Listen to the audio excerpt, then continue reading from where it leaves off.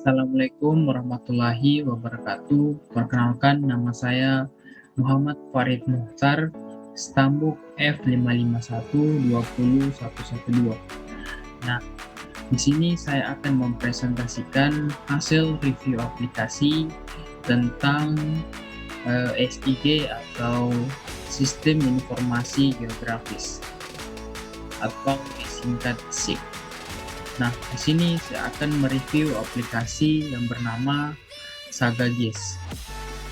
Dan kita masuk ke PowerPoint. Sini SagaGIS atau System for Automated Geoscientific Analysis. SagaGIS ini atau yang biasa disebut System for Automated Geoscientific Analysis atau disingkat SagaGIS adalah sebuah program komputer atau perangkat lunak yang digunakan untuk mengedit data spasial. Nah, perangkat lunak ini yaitu memiliki sifat bebas dan sumber terbuka atau yang biasa disebut open source. Awalnya ini dikembangkan oleh tim kecil dari Departemen Geografi Fisik di Universitas Göttingen di negara Jerman dan sekarang dipelihara dan diperluas oleh komunitas pengembang internasional. Dan SagaGIS ini sendiri telah didesain untuk implementasi yang mudah dan efektif dari algoritma spasial. Saga ini merupakan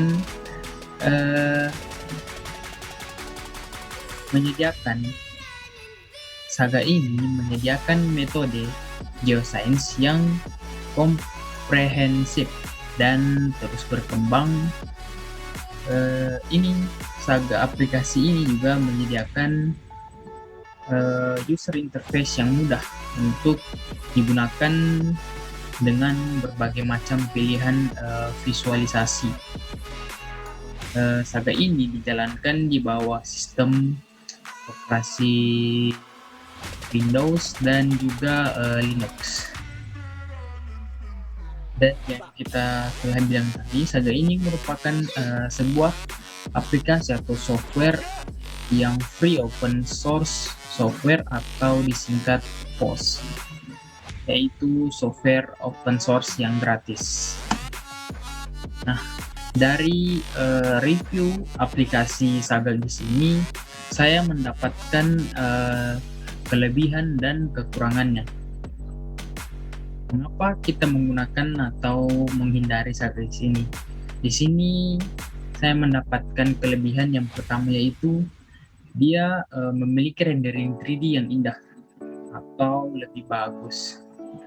Dan yang kedua, kelebihannya itu untuk alat geosainsnya itu berlimpah dan lisensi GPL-nya menawarkan kebebasan. Dan yang keempat, dia memiliki kelebihan alat teknologi tinggi seperti dapat menganalisa sebuah medan dan statistik geografis atau pemodelan dan prediksi. Dan yang terakhir, saya mendapatkan kelebihan dari aplikasi SagaGIS ini, yaitu ramah pengguna dan kokoh. Nah, dibalik kelebihan yang tadi, SagaGIS ini atau software ini juga memiliki beberapa kekurangan yang setelah saya review. Kekurangan yang pertama yang saya dapat yaitu kurangnya pilihan kartografinya. Dan yang kedua ada opsi pengeditannya itu terbatas. Dan yang ketiga, untuk kesalahan atau dari SagaGIS ini tidak ada perbaikan kesalahan untuk topologi otomatis. Dan yang terakhir, untuk kekurangan SagaGIS ini adalah alat analisis vektornya itu terbatas. Dan SagaGIS ini sangat tepat untuk analisis geoscience atau variabilitas alat tingkat tinggi yang sangat unik untuk perangkat lunak ini, dan hal tersebut merupakan poin terkuatnya. Ini merupakan interface atau antarmuka pengguna Saga. Di sini kita melihat ada 6 poin atau tampilan dari sebuah aplikasi Saga Yes. Yang pertama yaitu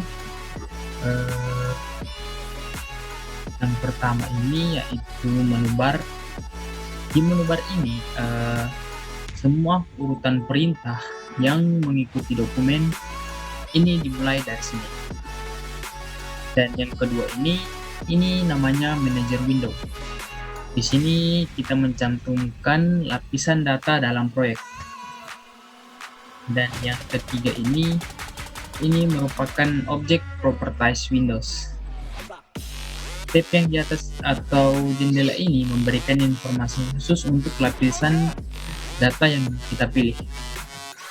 Dan yang keempat ini merupakan lapisan peta dan berbagai output grafik yang ditampilkan di sini.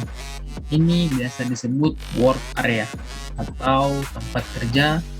Disinilah hasil dari proyek kita akan dikeluarkan atau output dari aplikasi ini di sini, di nomor 4 ya.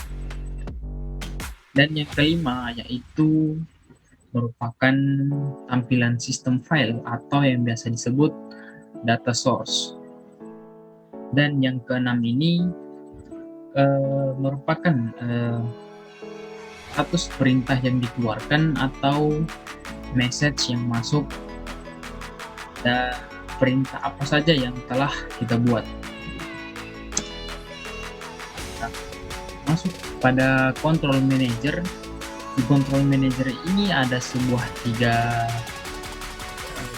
tab, yaitu modules atau tools, dan yang kedua ada data, dan terakhir ada maps. Properti tergantung pada jenis objek yang dipilih dalam control manager. Ya, pengaturan dan tab deskripsi umum untuk semua item. Dan dalam kasus alat, pengaturan menunjukkan parameter eksekusi alat. Dalam hal kumpulan data dan pengaturan, memungkinkan untuk mengubah nama kumpulan data dengan memori, simbologi, dan opsi spesifik tipe data lainnya. Selain deskripsi dan riwayat kumpulan data ditambahkan. Dan setelah itu kita akan mereview apa saja tools, data, dan maps ini. Yang pertama yaitu tools. Saga menawarkan perangkat lunak alat gratis yang komprehensif dan terus berkembang. Yang pertama yaitu di tools tab ini ada data import dan export. Kita bisa lihat di sini modelnya. Terus yang kedua ada proyeksi kartografi, bentuknya seperti ini. Dan yang ketiga ada alat data raster atau vektor, dan juga ada pengolahan citra atau pengolahan image analysis. Dan tentunya saja di sini ada fitur spesialnya yaitu analisis medan. Dan terakhir di tools ini merupakan ada sebuah statistik spesial dan statistik spasial dan geostatistik, dan masih banyak lagi. Kita masuk ke tab data. Nah, di tab data ini menampilkan data raster atau vektor atau tabel apapun yang telah kita muat. Semua data raster ditampilkan sebagai layer grid dalam sistem grid. Terus ketika data vektor dibuka ke Saga, ia akan membuat layer baru yang didefinisikan sebagai data titik atau garis atau yang biasa kita sebut dengan polygon. Masuk ke yang terakhir yaitu map. Di tab map ini merupakan lapisan peta yang dapat kita matikan dengan mengklik lapisan peta atau mengklik kanan, dan juga dapat membatalkan pilihan tampilan lapisan atau hanya dengan memilih lapisan dan menekan enter. Urutan tampilan lapisan data lapisan peta juga dapat diubah dengan mengklik kanan dan memilih atau layer. Kita dapat memilih move down atau move to button, atau naik ke atas atau turun. Contohnya seperti ini. Di maps kita show layer, move down to button, dan akan muncul seperti ini. Oke, terima kasih. Mungkin itu saja review dari saya tentang aplikasi Saga.gis. Kurang lebihnya mohon maaf. Wabillahi taufiq walhidayah. Wassalamualaikum warahmatullahi wabarakatuh.